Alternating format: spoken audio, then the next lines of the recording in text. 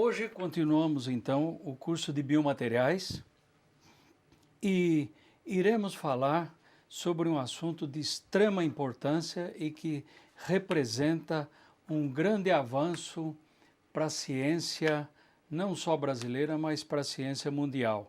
Hoje nós vamos falar sobre a nanociência e ela envolve a nanoestrutura, a nanopartícula e, num curso de biomateriais, nós estaremos interessados em falar do desenvolvimento dessa área do conhecimento humano, mas também estaremos preocupados, aliás, muito preocupados, em relacionar a nanoestrutura ou a nanociência com a área da saúde.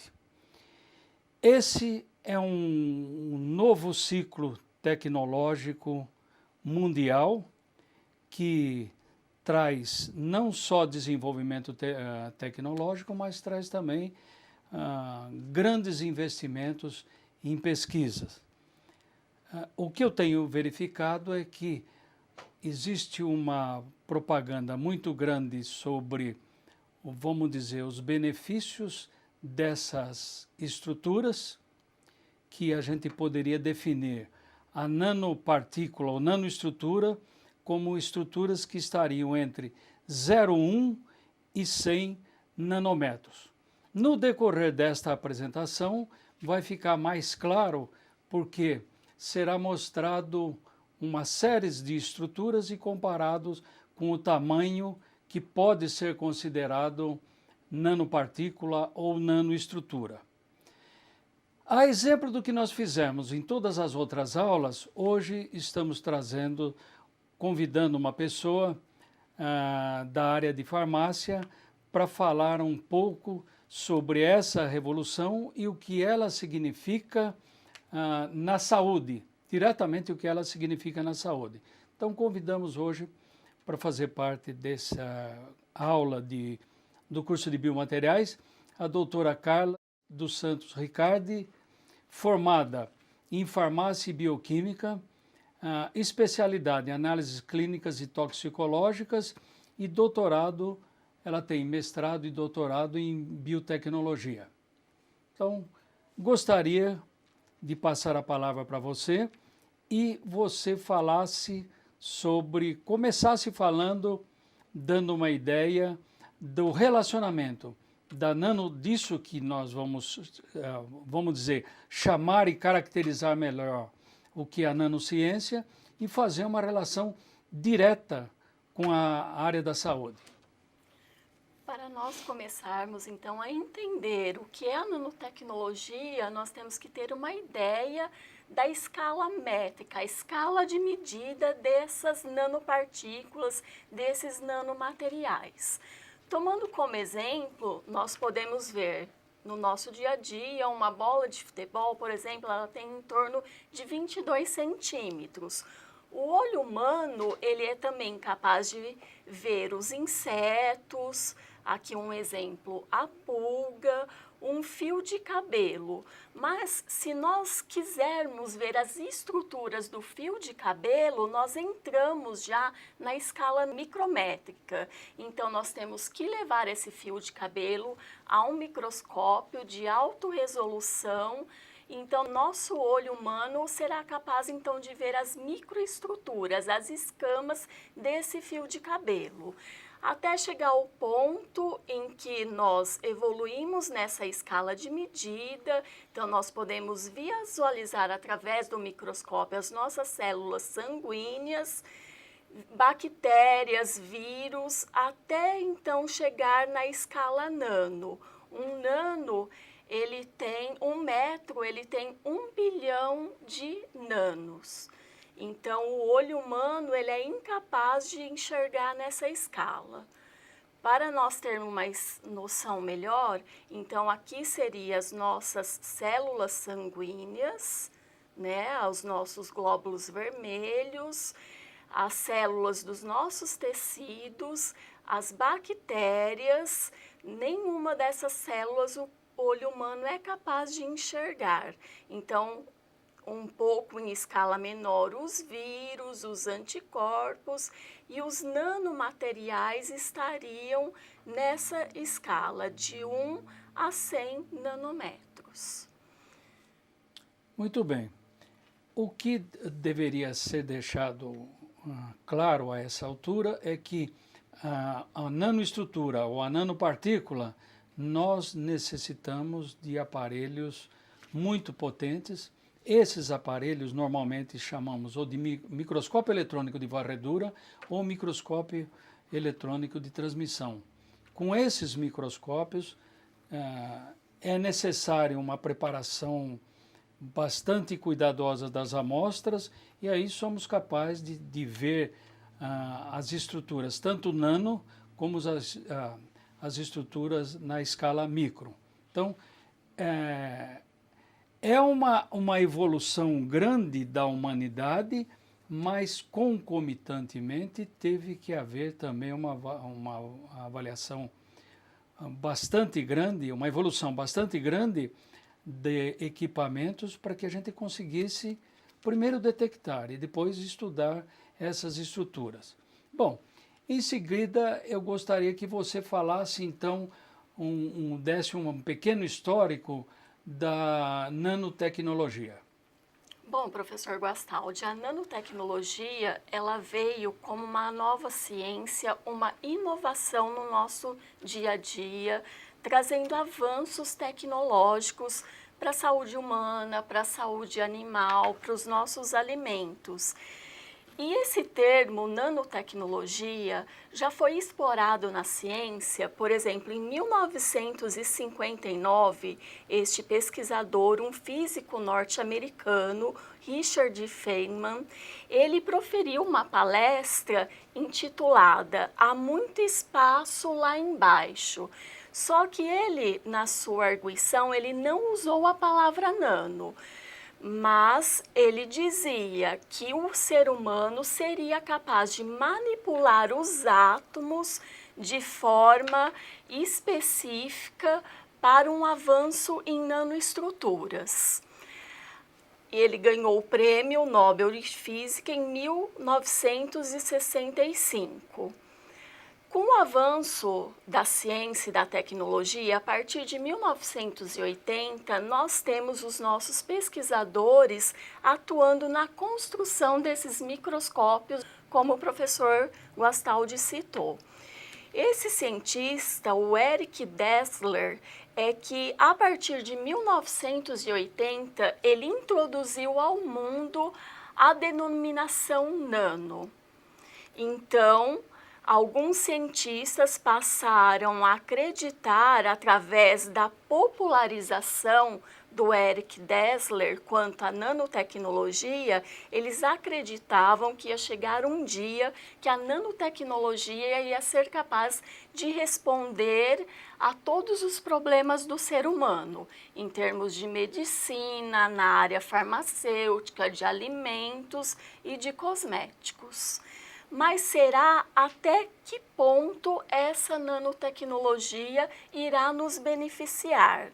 Ela será realmente capaz de resolver todos os problemas da humanidade?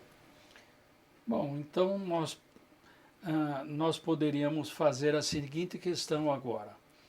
Quais os benefícios que trazem a nanociência, e eu colocaria como potencialidades e limitações com base no entendimento que nós temos atualmente. Essas coisas, elas representam um determinado momento. À medida que a ciência, a tecnologia e a inovação avançam, não só para obter a nanopartícula, mas para entender a interação entre a nanopartícula e, vamos dizer, no nosso caso, o organismo vivo, é necessário também que a gente disponha de avanços tecnológicos para conseguir fazer essas análises. Mas eu gostaria que você desse uma ideia, então, sobre os ciclos de revoluções tecnológicas que a humanidade já passou. Certo. E chegasse na nanociência. Isso. Certo. Então, professor Guastaldi, a civilização, ela sofre os ciclos de evolução tecnológica. Como nós podemos ver, nós passamos por diversas dessas revoluções tecnológicas. Desde a Revolução Têxtil, que se iniciou por volta de 1770 e teve o seu final em torno de 1853, a Revolução Ferroviária de 1825 a 1913, a Revolução Tecnológica Automotiva, que iniciou-se em 1886 até 1969. Atualmente, nós ainda estamos na revolução da tecnologia da informação, que iniciou-se, né, todo o estudo dos computadores, dessa tecnologia da informação de 1939, com uma crescente a partir de 1970 e que provavelmente irá durar até 2025, 2030. Acompanhado a isso, nós temos a nossa, né, o nosso ciclo de revolução da nanotecnologia, que ela se iniciou por volta de 1990, quando iniciou-se a corrida do mundo científico, dos governos nacionais e internacionais para o investimento em pesquisa na área de nanotecnologia. O que nós podemos observar é que esses ciclos de revolução tecnológica, eles sempre são acompanhados da introdução dessa tecnologia até a utilização dessa tecnologia, onde se tem-se um crescimento contínuo e exponencial do entendimento e da incorporação dessa tecnologia no nosso dia a dia, até se obter a estabilização desse entendimento e dessa transferência de tecnologia para as nossas indústrias e para que nós temos os produtos usados por nossos consumidores. Aqui, como é uma disciplina de biomateriais, seria oportuno dizer que é importante o ensino, não só de biomateriais, mas o ensino de química, de física, de matemática, de ciência, de biologia. Todos esses conhecimentos ajudarão no entendimento e principalmente na avaliação desse novo ciclo do ciclo que se diz nanociência. Eu gostaria que em seguida então você falasse sobre os benefícios, potencialidades e limitações na atualidade, porque esse conceito também é um conceito que pode evoluir. Isso, muito bem colocado, professor Guastaldi. A nanotecnologia, ela é uma ciência multidisciplinar, onde nós temos o envolvimento de toda a esfera do conhecimento, desde a ciência exata, ciências humanas, ciências biológicas e afins. E o que ela traz para a nossa vida? Ela traz, por exemplo, inovações tecnológicas na indústria farmacêutica, para o melhoramento de um medicamento, por exemplo, para que o paciente, ao invés de tomar um comprimido a cada 4 horas, ele tome um comprimido por dia e a ação desse fármaco, a ação desse medicamento no organismo é a mesma ou até mais eficaz. Por exemplo, nós podemos também obter tecidos que eles não manchem tão facilmente como os tecidos comuns, incorporando-se essas nanoestruturas na fibra desse tecido. Uma outra avanço da nanotecnologia está na parte aeroespacial, onde os foguetes, os equipamentos, eles se tornaram mais leves e ao mesmo tempo mais resistentes.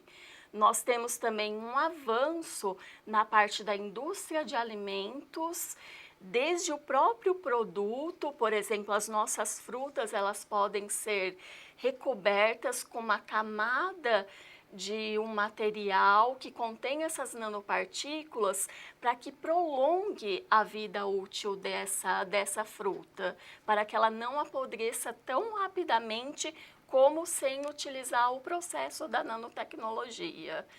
E assim por diante, está presente também nos cosméticos, nas tintas automotivas, enfim, é uma tecnologia que ela abrange toda a gama industrial do nosso dia a dia.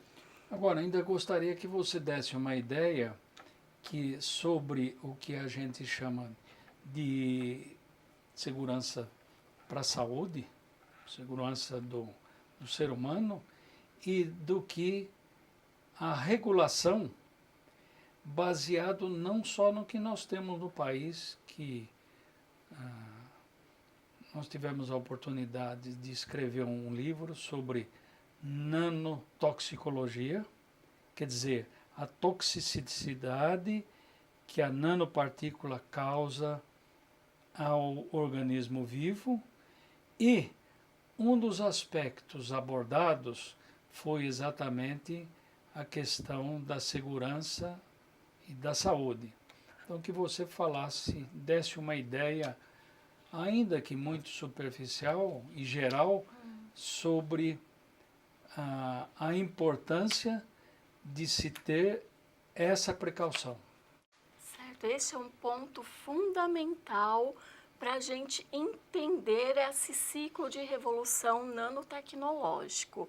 Então, como nós comentamos, por volta de 1980, com o crescimento desses investimentos na área das nanociências, nós podemos observar que a preocupação sobre os riscos dessa nanotecnologia, ela é bem mais recente.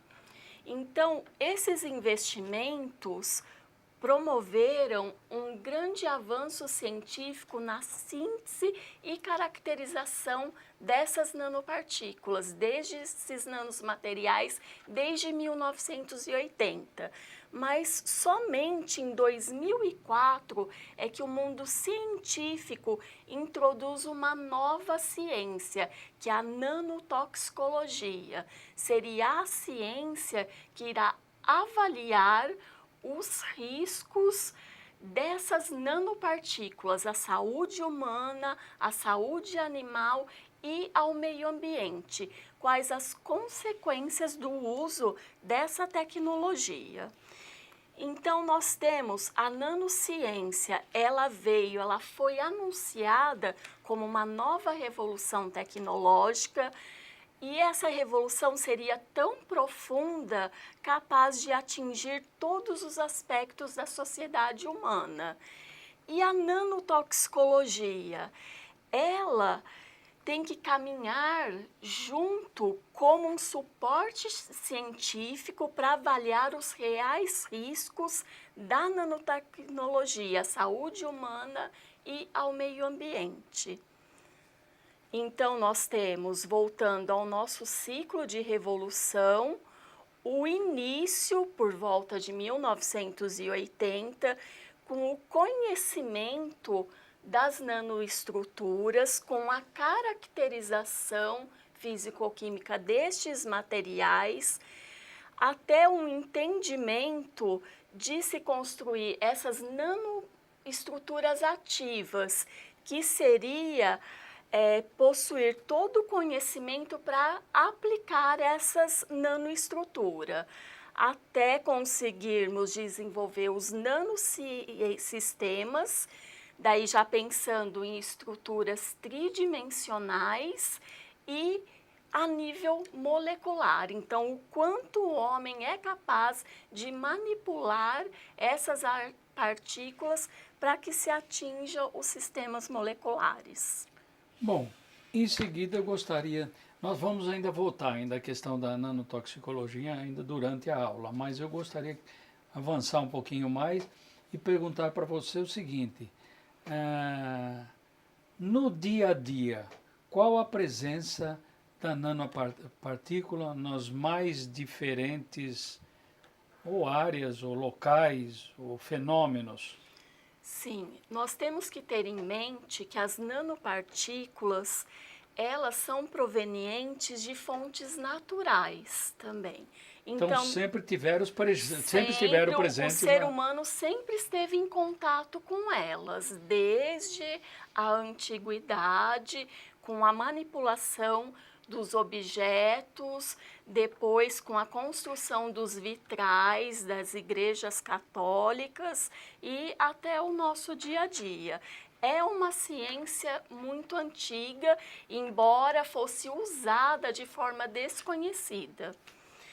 E como fontes naturais, então nós temos nanopartículas presentes, como os vírus, eles são umas nanopartículas, então essa primeira fotografia nós podemos ver como é a estrutura de um vírus.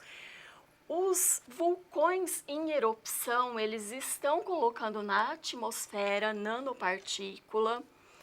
Durante as tempestades, as catástrofes da nossa natureza, nós temos a emissão de nanopartículas até chegarmos à própria evolução da civilização humana.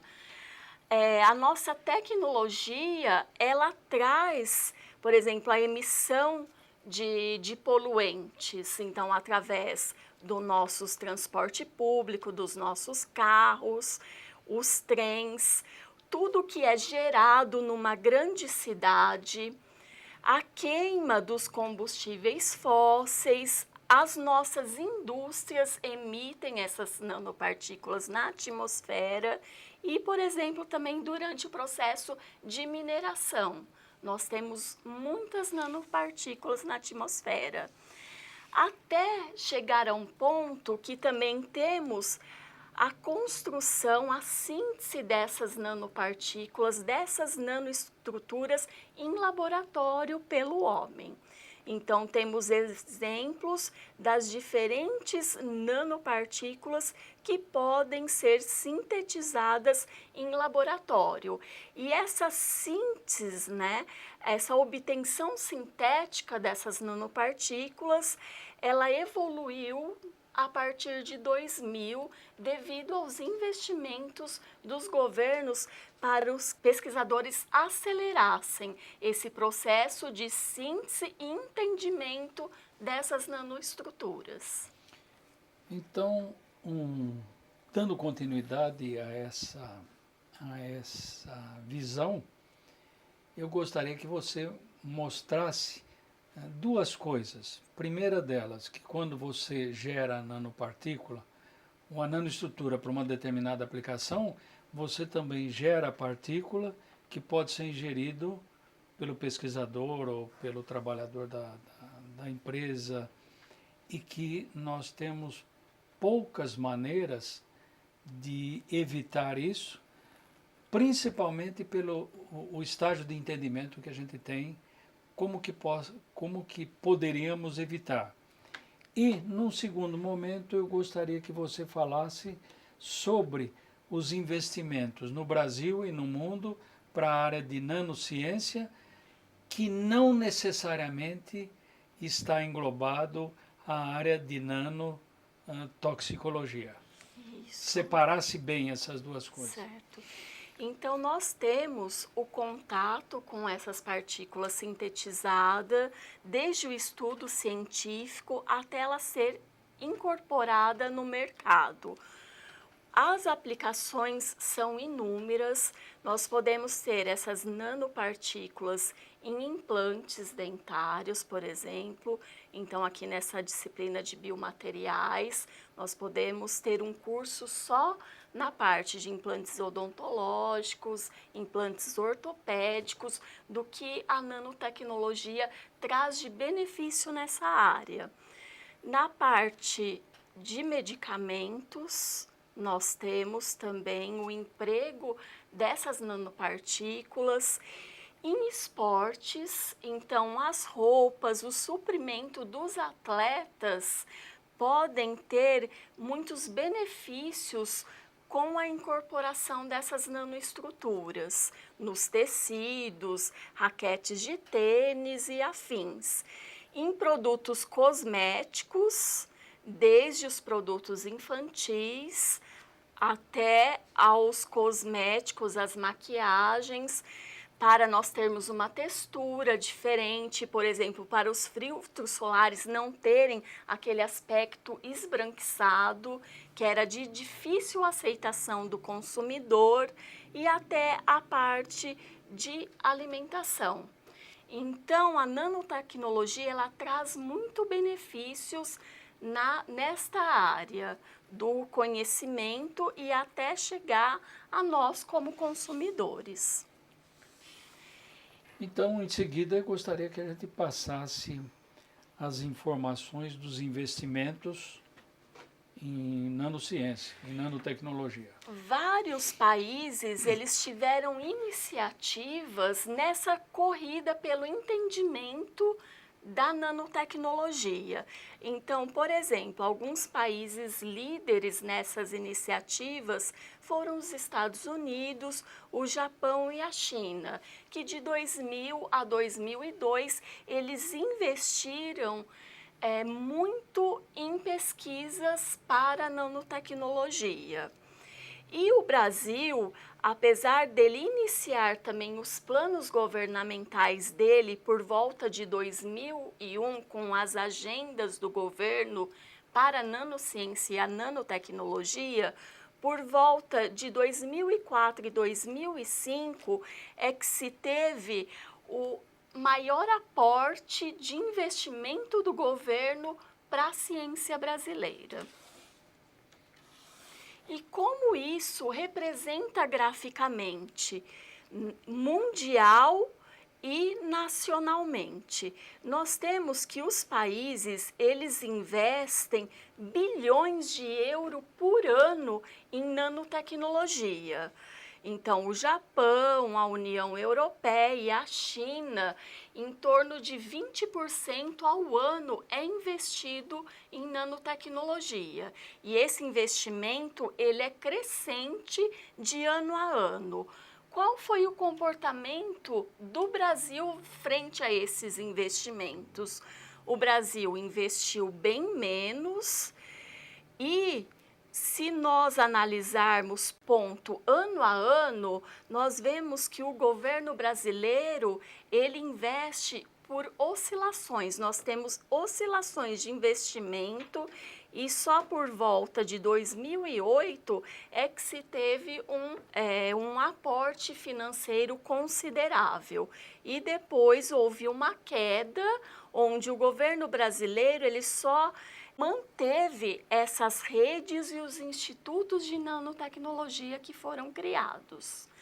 Houve uma expectativa para, a partir do ano de 2014, nós termos um novo investimento nessa área da nanociência e nanotecnologia, envolvendo também a parte de toxicidade dos nanomateriais. Só que com a crise política e econômica que o Brasil se encontra, esses gastos eles foram cortados, eles foram reduzidos e hoje se tem aí por volta de 20% mantendo esses investimentos no país. E como isso se reflete mundialmente e no Brasil?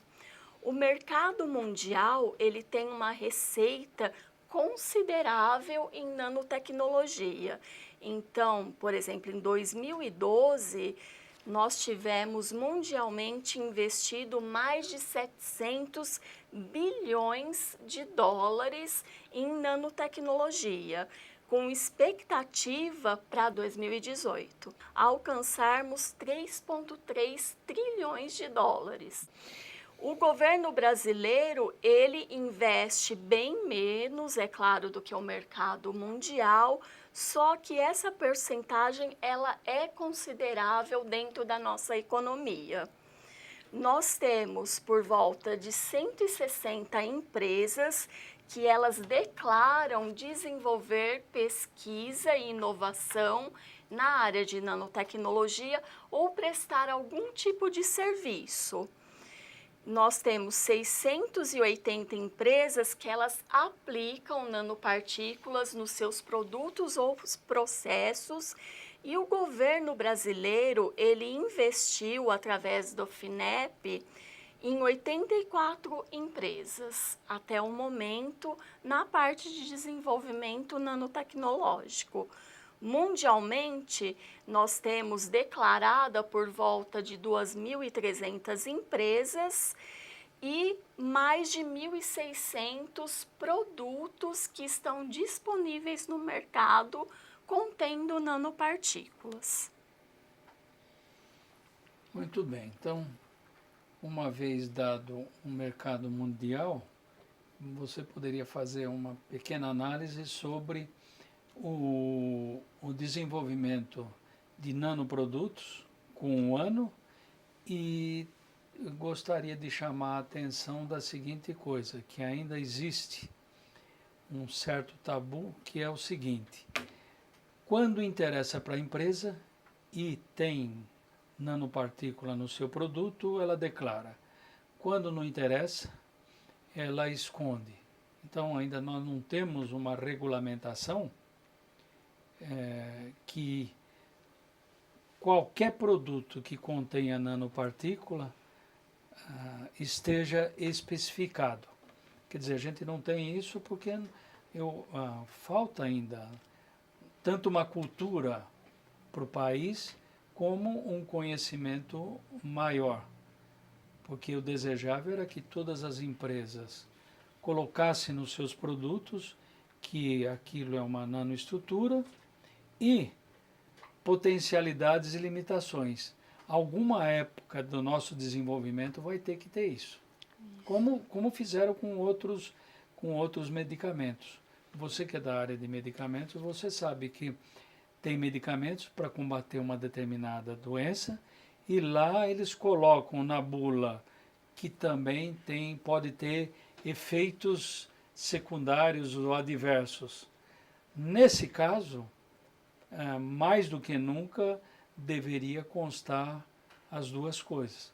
Mas eu ainda acho que nós estamos numa fase, popularmente é muito comum a gente ouvir falar, é necessário separar o joio do trigo. Só que para fazer isso daí, você sabe que tem que saber o que é joio e o que é trigo. Para saber, vamos dizer, benefícios, eu gosto de chamar de potencialidades e limitações da nanopartícula, você tem primeiro que saber que tem a nanopartícula e qual as consequências da interação dessa nanopartícula com o organismo vivo. Pode ser a planta, pode ser o animal, pode ser o homem, tá certo? Então, isso. Gostaria que você desse agora uma ideia sobre a quantidade de produtos que não deve ser brasileiro pela fonte que você obteve, que estão presentes já no mundo contemporâneo. Isso, rastrear esses produtos realmente é muito difícil até o momento. Por quê? Porque depende de ação voluntária das empresas, tanto as nacionais como as empresas mundiais.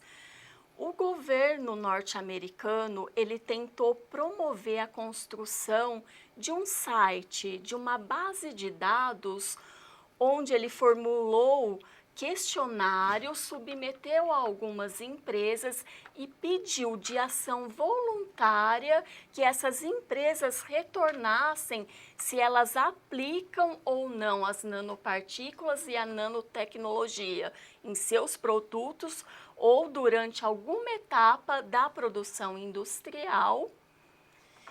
Então, nós temos como ação voluntária essa evolução. Desde 2005, com a declaração de 54 produtos, até 2006 aumentou para mais de 350, 2007 580, 2009 aproximadamente 1.000 produtos no mercado, depois 1.300, e a última atualização dessa base de dados foi de 2013, com mais de 1.600 produtos. Isso não corresponde à nossa realidade, devido a ser uma ação voluntária. Então, se for interessante para a empresa, ela declara, se não, acaba sendo realmente omitido. Para nós termos uma ideia mais ampla, nós temos em mente que a produção mundial de nanopartículas, tonelada por ano, ela é por volta de 10.000 toneladas anuais.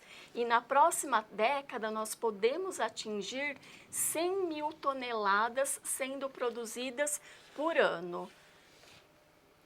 Então, o que a gente pode ver por esse gráfico que dá a produção mundial de nanopartículas, aí, nessas informações, estão contidas as partículas, vamos dizer, que já se tem conhecimento ou que se saiba analisar a presença de, ou saiba analisar a presença na produção.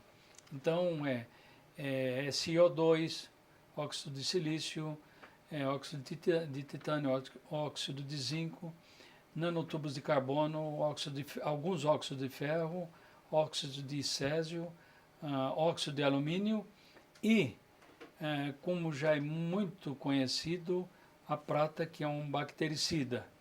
Só que aí estão colocados quanto se produz por ano e eventualmente os benefícios. Nunca a questão, nunca é uma palavra não muito boa, mas não está colocada a questão da nanotoxidez. Isso, sempre tendo em mente que é sempre declarado os benefícios desses nanomateriais e quais as aplicações, as diversas aplicações desses tipos de nanomateriais. E foi só por volta de 2004 que o mundo intensificou o questionamento. Quais os riscos da síntese dessas nanopartículas à saúde humana, à saúde animal e ao nosso meio ambiente? E como nós podemos definir tudo isso? Pela própria via de exposição nossa frente a essas nanopartículas, sejam elas de fonte natural, sejam as que são sintetizadas pelo homem. Nós temos como principal via de introdução dessas nanopartículas no organismo o nosso sistema pulmonar.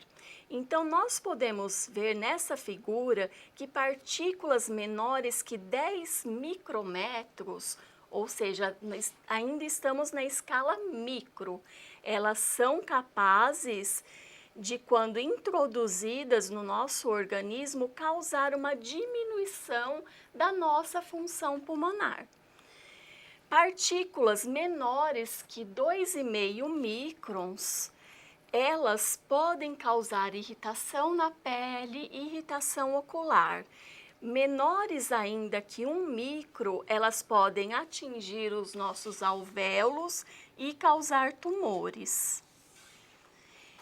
E as partículas menores que 0,1 micrômetro, elas podem cair na nossa circulação sanguínea. Então, poderia a nanopartícula ter uma ação sistêmica, atingir a nossa corrente sanguínea, levando em consideração essa deposição respiratória das nanopartículas, podemos ter a ideia que sim, dependendo da via de administração, a via de contato do homem ou dos animais com essas nanopartículas, pode-se ter uma ação sistêmica. Então, gostaria que você falasse um pouquinho sobre as doenças associadas a essa exposição, que pode ser nos mais diversos órgãos do corpo humano. Diversos trabalhos científicos, eles já relatam alguma exposição, algumas causas dessas nanopartículas quando o homem está em contato com ela. principalmente quando nós temos a exposição ocupacional. O que seria exposição ocupacional? A que os trabalhadores, nós cientistas, no momento em que nós estamos manipulando essa matéria-prima. Então, já foi correlacionado alguns sintomas neuronais quando expostos a certos tipos de nanopartículas, doenças pulmonares, como o aumento asma e bronquite desses trabalhadores, até o desenvolvimento de efizema e tumores pulmonares, na parte do sistema circulatório nosso, a parte cardíaca com doenças cardiovasculares e também o desenvolvimento de algumas doenças autoimunes e tumores do sistema gastrointestinal. E como é toda essa exposição? Isso é complexo. Nós temos que levar em consideração todas as etapas de exposição do homem, desde os trabalhadores e os pesquisadores na manipulação da matéria-prima, como nós falamos, até a etapa de produção industrial desse produto, o uso pelos consumidores e o ciclo de vida final desse produto. Então, toda essa cadeia, ela gera um acúmulo residual de nanopartículas que pode ser liberado para o meio ambiente.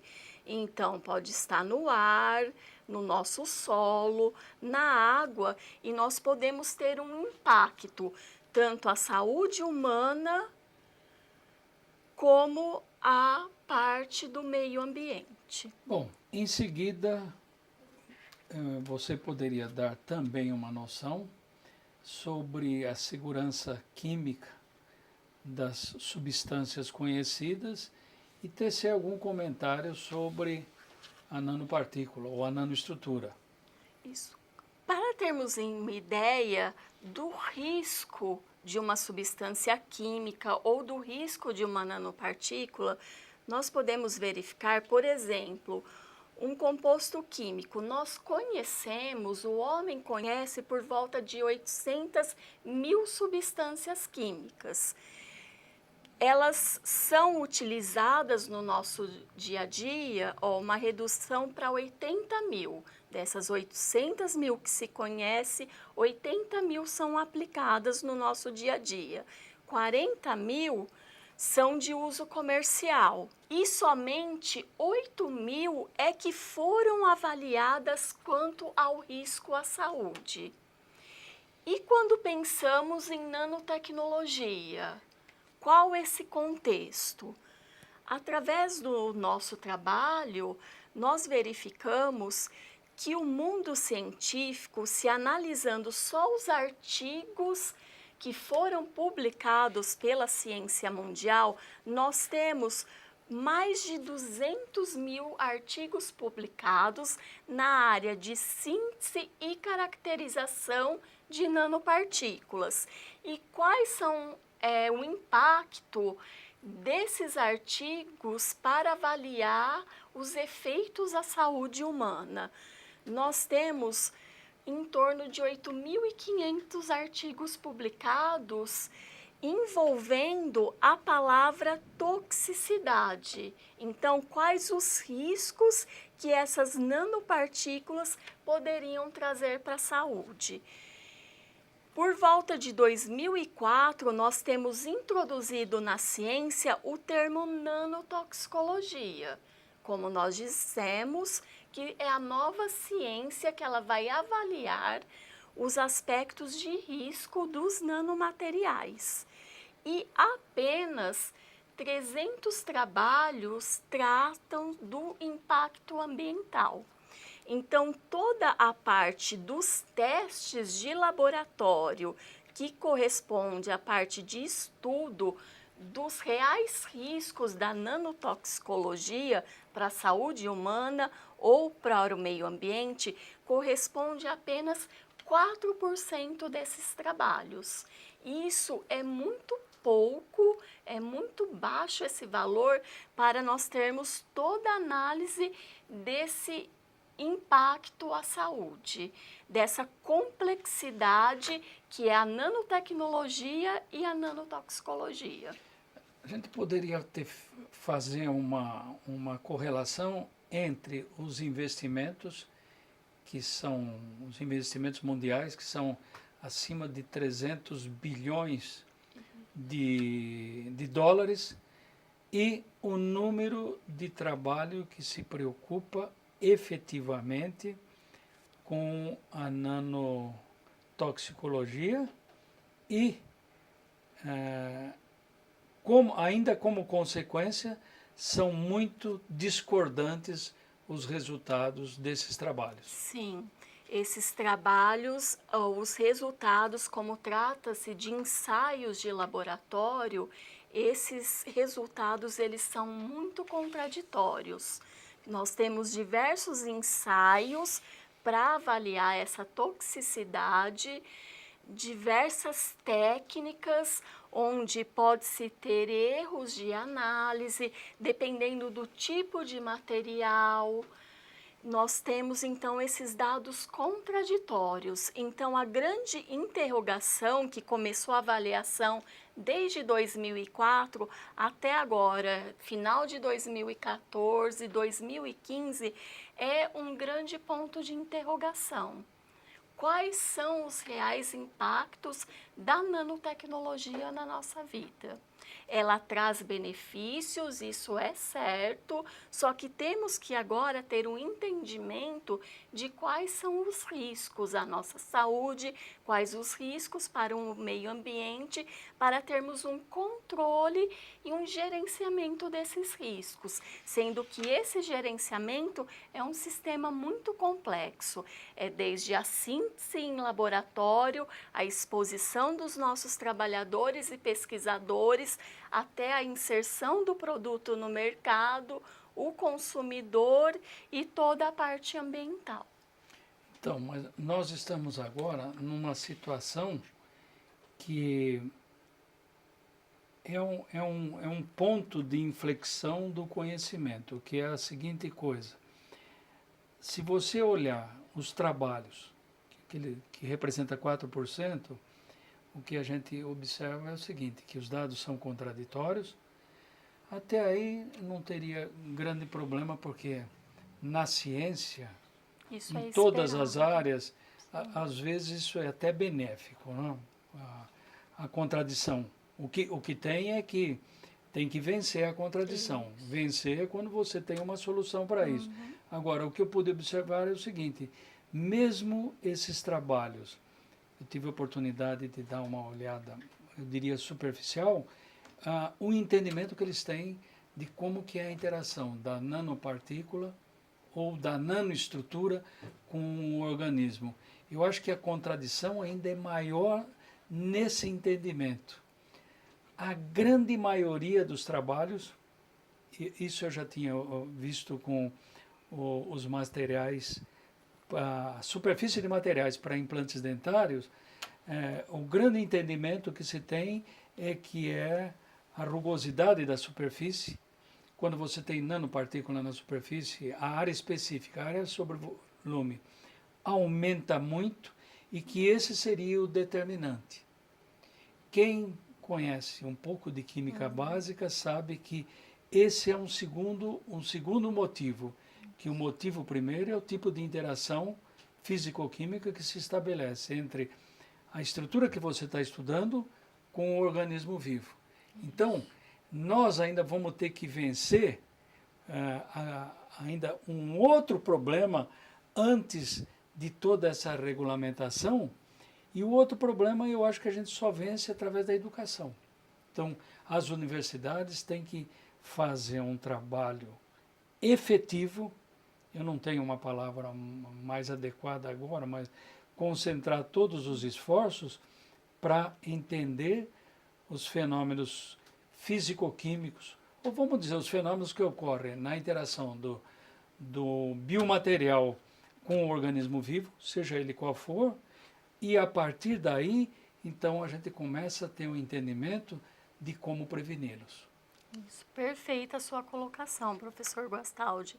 É através do início dessa nova ciência da nanotoxicologia é que nós vamos conduzir de maneira harmônica todo esse conhecimento.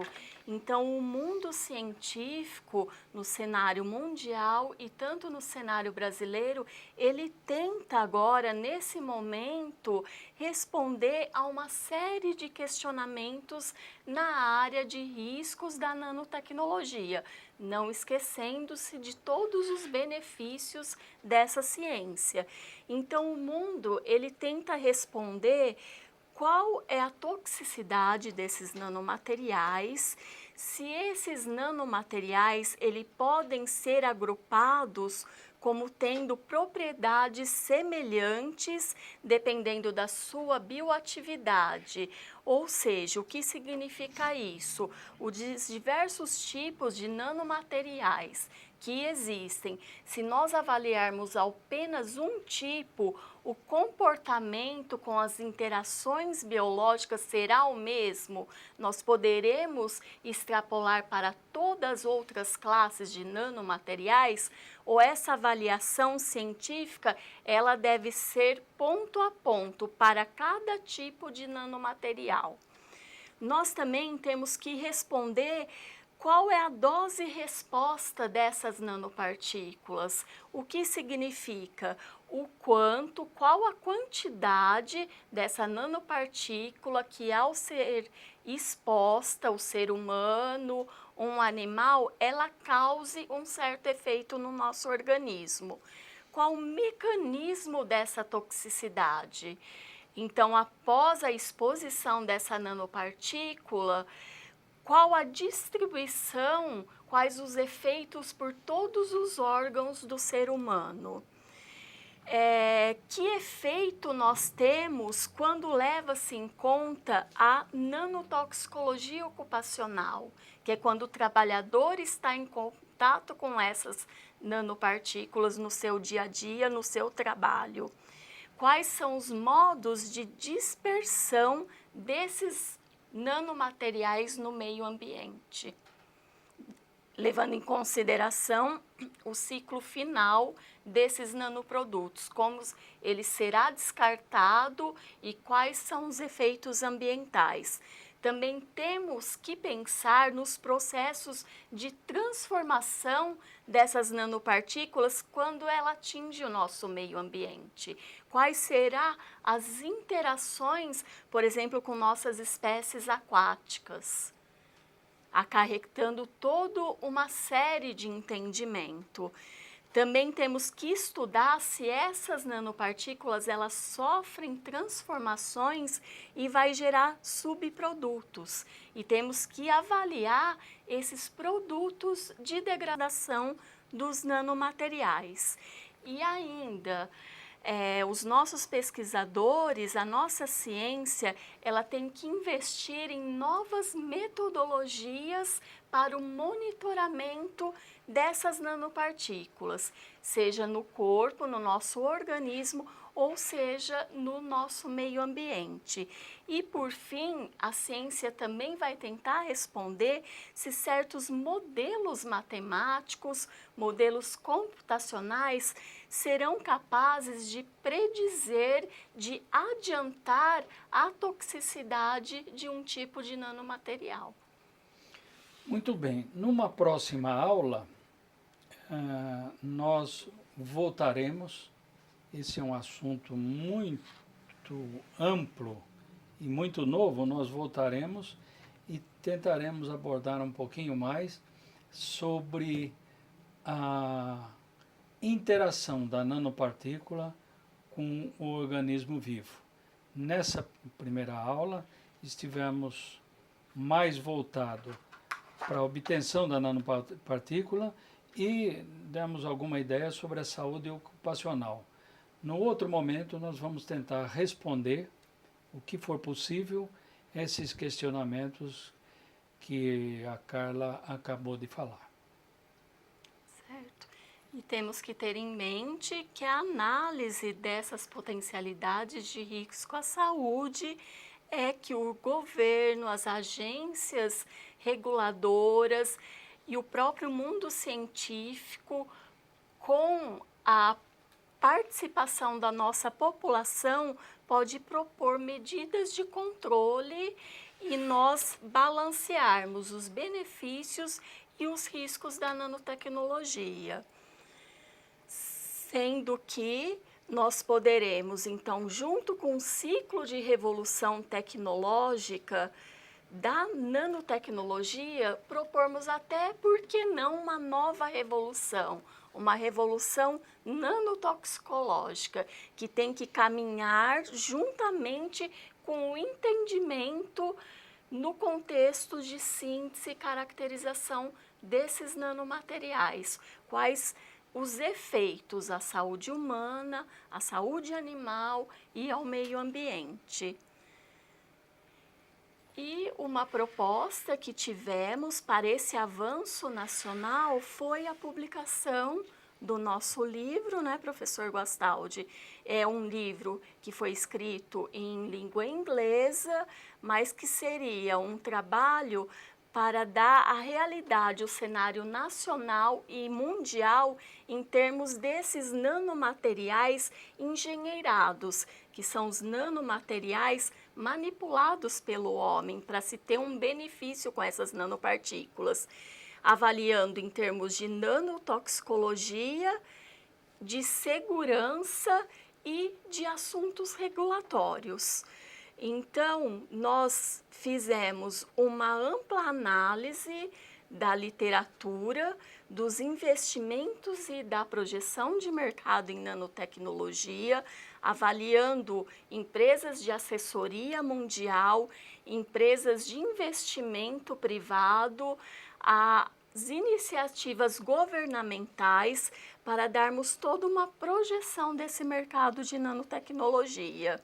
E, ao mesmo tempo, compararmos a evolução do mundo científico em termos de nanotecnologia e dos riscos da nanopartícula à saúde, avaliando os dados experimentais das nanopartículas com a nanotoxicologia. O nome do livro em português? Seria Nanomateriais Engenheirados, Nanotoxicologia, Segurança e Assuntos Regulatórios. Esse trabalho foi apoiado pelo CNPq, que é uma agência de fomento nacional, e nós avaliamos também todo o impacto de segurança e regulação da nanotecnologia. Nós teremos uma regulação específica para os nanomateriais? Ainda é uma pergunta, ainda está avaliando todo esse cenário. Eu gostaria de esclarecer qual foi o apoio que o CNPq, Conselho Nacional de Pesquisa do Brasil, qual foi o apoio que ele deu para o nosso grupo de pesquisa. Foi uma bolsa de pós-doutorado durante 2 anos para a Carla fazer esse estudo. Aí desse estudo resultou um relatório, desse relatório, um amplo relatório, transformamos num livro que está sendo editado pela Unesp, a editora da Unesp, e apoiado pela FAPESP, porque ele foi editado eletronicamente e deverá ser editado em papel. Muito obrigado.